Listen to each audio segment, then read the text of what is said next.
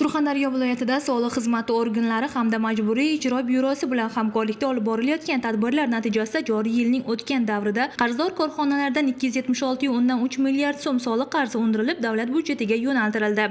Viloyat bo'yicha joriy yilning shu davriga qadar 3145 ta korxonalarning 312 milliard so'mlik soliq qarzdorligi evaziga mol-mulklari, ya'ni transport vositalari, noturar obyektlari xatlanib olindi. Natijada 2108 ta korxonalar tomonidan mavjud 276 milliard so'mlik soliq qarzdorligi to'lab berildi. Jumladan Termiz shahrida faoliyat yuritib kelayotgan soliqdan qarzdor korxona tomonidan soliq qarzi belgilangan muddatlarda to'lanmagan. Shu bois mazkur korxonaga tegishli transport vositasi xatlandi. Korxona mas'ullariga qarzdorlik qisqa muddatda bartaraf etilmagan taqdirda transport vositasi belgilangan tartibda onlayn auksion savdolari orqali sotilishi mumkinligi to'g'risida ogohlantirildi. Hamkorlikdagi tadbirlar davomida yana bir mas'uliyati cheklangan jamiyatning 111 million so'm miqdoridagi soliq qarzi uchun jamiyatga tegishli mol-mulklar xatlandi. Joriy yil boshidan soliq qonunchiligiga kiritilgan o'zgartirishlarga muvofiq soliq qarzdorligi mavjud bo'lgan yuridik shaxslar hamda yakka tartibdagi tadbirkorlarning soliq qarzlarini ularning debitorlik qarzlari hisobidan undirish tartibi joriy etildi. Xo'sh, mazkur tartib joriy etilgandan buyon tadbirkorlar tomonidan soliq organlariga qancha murojaat kelib tushdi?